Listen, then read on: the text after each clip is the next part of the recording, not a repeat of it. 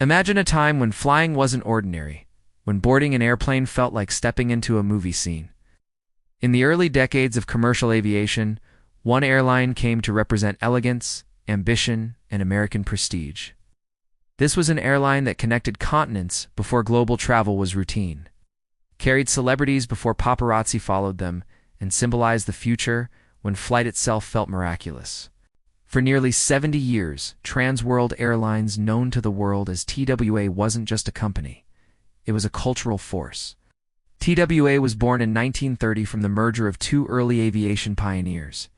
At a time when air travel was reserved for the wealthy, tickets cost more than many people earned in a month, and coast-to-coast flights took over a day with multiple stops. Yet TWA believed the sky could belong to everyone one day. Through the 1940s and 1950s, that belief became reality. The airline built routes across the Atlantic, into the Middle East, and deep into Africa territory few American airlines dared to touch. Luxury defined the brand. Flight attendants were trained to embody sophistication. Uniforms were designed by fashion houses. Aircraft cabins felt closer to fine dining than public transport. Celebrities flew TWA not because they were paid to, but because it represented status. By mid-century, millions of passengers trusted the airline each year, and profits followed. To the public, TWA looked unstoppable. But behind the glamour, the seeds of instability were already being planted. The airline's destiny would soon become tied to one man whose brilliance matched his unpredictability. When billionaire aviator Howard Hughes took control, many believed TWA's future was secured forever. Hughes had vision, money, and obsession. He wanted TWA to lead aviation technologically, not just aesthetically. And for a time, it worked. Under his influence, revolutionary aircraft entered the fleet, pushing speed and range beyond competitors. TWA became a technical leader as much as a cultural icon, yet power concentrated in one mind came at a cost. Hughes demanded personal approval on even the smallest decisions. Executives waited endlessly. Deals stalled. Momentum slowed. What looked like perfection from the outside was quietly beginning to crack from within. But Howard Hughes wasn't about to be TWA's biggest problem. He was only the beginning. Howard Hughes didn't manage TWA like a traditional businessman. He lived inside it, controlled it, and eventually smothered it. As years passed, his behavior grew increasingly erratic. He withdrew from public life, yet tightened his grip on the airline. Decisions that once took days now took months.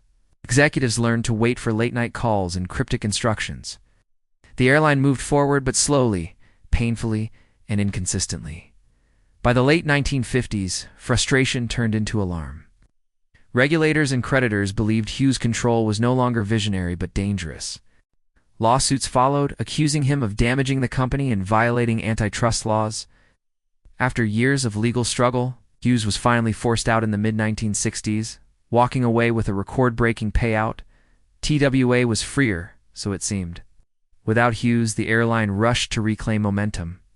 The 1970s brought aggressive expansion. TWA invested heavily in jumbo jets, betting that bigger planes and longer routes would dominate the future. Passenger numbers exploded. Revenue climbed into the billions. On paper, the airline looked healthy again. But aviation itself was changing. In 1978, U.S. airline deregulation reshaped the industry overnight. Suddenly, competition was everywhere. Budget carriers entered routes once protected by regulation. Fares dropped. Profit margins evaporated. Planes flew half-empty on unprofitable routes that couldn't be abandoned fast enough. Debt piled up. That's why it expanded for a regulated world that no longer existed. Then disaster struck. In the mid-1980s, one of TWA's flights was hijacked in a prolonged international crisis that dominated global headlines. The human tragedy was devastating, but the reputational damage was just as severe. Public trust collapsed. Bookings vanished. The airline was bleeding money, confidence, and stability. And just when TWA was weakest, someone else noticed. Debt closed in. A corporate predator saw opportunity and moved in. In the mid-1980s, financier Carl Icahn set his sights on TWA.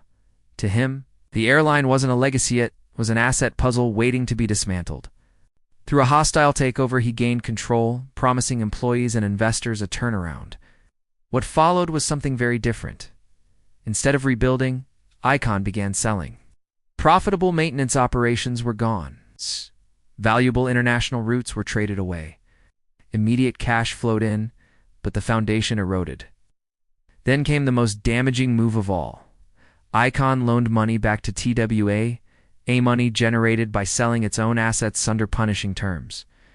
The airline now owed its owner massive interest payments, with clauses ensuring Icon would be paid first, no matter what happened. The system was engineered, so Icon won whether TWA survived or collapsed. Over several years, he extracted hundreds of millions while the airline sank deeper into debt. Employees paid the price. Wages froze. Maintenance budgets shrank. The craft aged while competitors modernized. TWA entered bankruptcy in the early 1990s and emerged weakened but alive. Icon stepped back from daily control, but his financial traps remained embedded. For a short time, hope returned. Marketing improved. Profits flickered. Then came another catastrophe. Just as TWA struggled to stand again, tragedy struck from the sky itself. In 1996, a TWA Boeing 747 exploded shortly after takeoff, killing everyone on board. The investigation lasted years. Though the cause was eventually ruled mechanical, the public didn't wait for conclusions. Fear spread instantly. Bookings collapsed. Confidence evaporated. TWA never recovered. By the late 1990s, the airline was shrinking fast. Thousands of jobs disappeared, routes were cut, airports closed. Survival replaced ambition. In 2001, bankruptcy came again, this time for good. Another airline purchased TWA's remaining assets, not its identity. The name, history, and legacy were left behind. The final TWA flight landed quietly. Crews made emotional announcements. Employees watched the logo disappear after lifetimes of service. One of aviation's most iconic brands faded into history. TWA didn't die because people stopped flying. It didn't die because it lacked innovation or passion. It died because it was slowly suffocated by unchecked control, predatory finance, and short-term profit thinking. Today, its famous terminal stands restored as a hotel, beautiful and silent, a monument to what once was. You can walk through it, you can admire it, but you can never fly 2A again. Final rehook. And the most unsettling question remains: how many iconic companies are still flying today? Already doomed the same way?